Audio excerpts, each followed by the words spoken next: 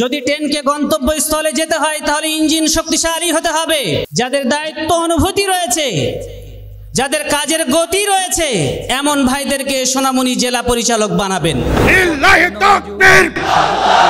আমরা নবীন আহলে হাদিস ওহির পথের নওজোয়ান, শিরক বিদআত দূর করতে তাওহীদি সুধা করেছি পায়।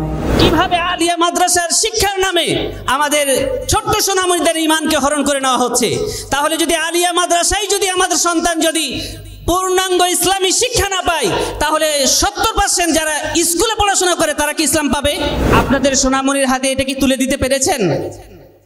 আপনি বাবা হয়ে এখানে এসে তাওহীদের চেতনা নিয়ে বাড়িতে যাবেন, আর আপনার ছেলেটা গেমস খেলে জাহান্নামের গহ্বরে অগ্নিকুণ্ডে জ্বলবে, এটা কি আপনি চান? তো আমাদের অগ্রযাত্রা আরো আগে। অতএব ছোট্ট সোনামণিদেরকে গঠন করার জন্য প্রত্যেকটা মক্তবে অবশ্যই শাখা থাকতে হবে। আহলে হাদিস আন্দোলন বাংলাদেশ, আসুন পবিত্র কুরআন ও সহিহ হাদিসের আলোকে জীবন গড়ি। আসসালামু আলাইকুম ওয়া রাহমাতুল্লাহি ওয়া বারাকাতুহু। আলহামদুলিল্লাহি রাব্বিল আলামিন ওয়াল আকিবাতু লিল মুত্তাকিন والصلاة والسلام على أشرف الأنبياء والمرسلين نبينا محمد وعلى آله وصحبه ومن تبعهم بإحسان إلى يوم الدين أما بعد فأعوذ بالله من الشيطان الرجيم بسم الله الرحمن الرحيم لقد كان لكم في رسول الله أسوة حسنة। বাংলাদেশ আহলে হাদিস যুব সংঘ কর্তৃক আয়োজিত বার্ষিক কর্মী সম্মেলনের সম্মানিত সভাপতি, মাননীয় প্রধান অতিথি, উপস্থিত ওলামা ইকরাম, কর্মী ভাইরা, আমরা সর্বপ্রথমে মহান আল্লাহ রাব্বুল আলামিনের শুকরিয়া আদায় করছি, আলহামদুলিল্লাহ।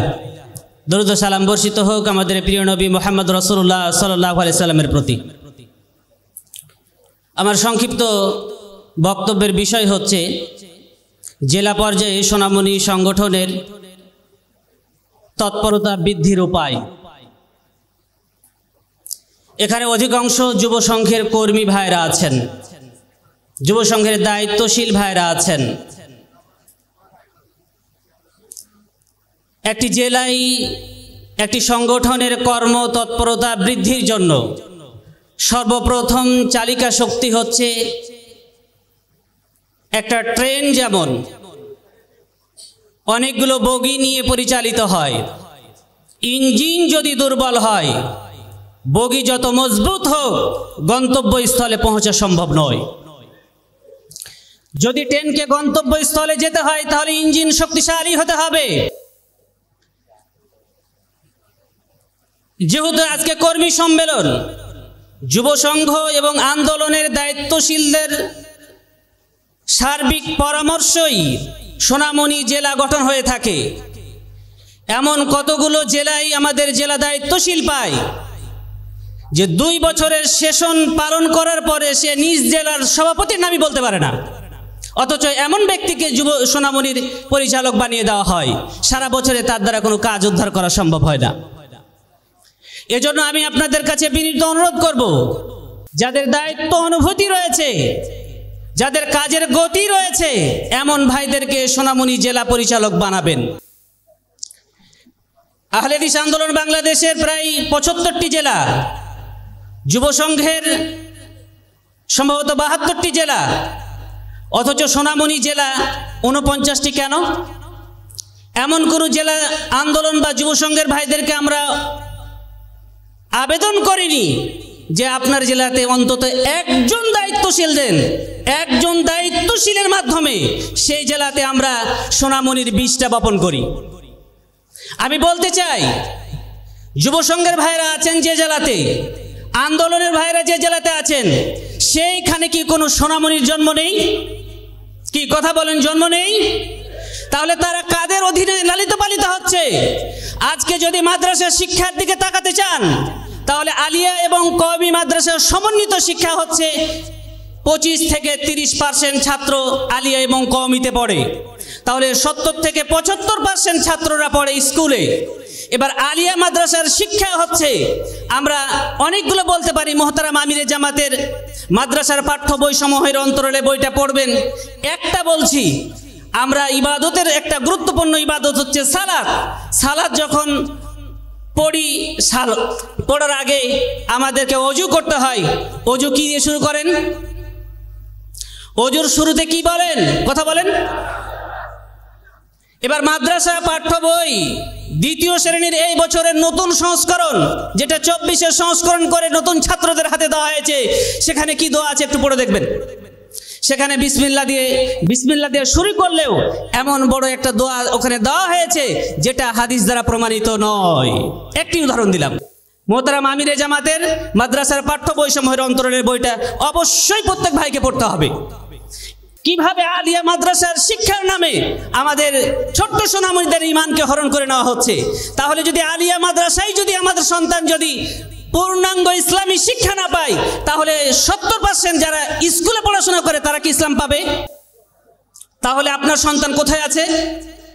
জেলায় সোনামণি সংগঠনের কর্মতৎপরতা বৃদ্ধি অবশ্যই করতে হবে। 2015 সালে, 17 সালে, 18 সালে আমাদের সোনামণি সিলেবাস বের করেছিলাম, তখন 2-3 হাজার বের করতে হতো। আমার হাতে যে সিলেবাস দেখছেন, এটা এই বছরে 10,000 ছাপানো হয়েছে আলহামদুলিল্লাহ। প্রায় সবগুলোই আপনাদের হাতে চলে গেছে। এটা কি যথেষ্ট মনে করেন? সারা বাংলাদেশে কি 10,000 সোনামণি আছে? আপনাদের সোনামণির হাতে এটা কি তুলে দিতে পেরেছেন? আপনি বাবা হয়ে এখানে এসে তাওহীদের চেতনা নিয়ে বাড়িতে যাবেন, আর আপনার ছেলেটা গেমস খেলে জাহান্নামের গহ্বরে অগ্নিকুণ্ডে জ্বলবে, এটা কি আপনি চান? কথা বলেন, চান? এটা চান? তাহলে আপনি কি পৌঁছাতে পেরেছেন? আপনার এই সিলেবাস আপনার হাতে, সোনামণির হাতে পৌঁছাতে পেরেছেন? যদি না পেরে থাকেন, তাহলে বিনীত অনুরোধ থাকবে, আপনার সোনামণি শুধু আপনার সোনামণি নয়, আপনার ভাইয়ের ছেলেটাও আপনার সোনামণি, অর্থাৎ আপনার সন্তান। আপনার পাশে যারা প্রতিবেশী রয়েছে, ছোট্ট বাচ্চা রয়েছে, তারাও আপনার সন্তান। সেই সন্তানদেরকে সঠিক পথে লালিত পালিত করার দায়িত্ব আমাদের সবার। অতএব ছোট্ট সোনামণিদেরকে মানুষের মতো মানুষ করে গড়ে তোলার জন্য অবশ্যই সোনামণি সংগঠনের সাথে আপনার বাচ্চাদেরকে সম্পৃক্ত করুন। এবং সেই সাথে সাথে এখানে জেলা আন্দোলন, জেলা যুব সংঘ কর্মী ভাইরা আছেন, অনেক জেলাতে প্রোগ্রাম হয়, আন্দোলনের প্রোগ্রাম হয়, যুব সংঘের প্রোগ্রাম হয়। আজকে এটা যুব সংঘের কর্মী সম্মেলন। আমি সোনামণি দায়িত্বশীল বক্তব্য দিচ্ছি।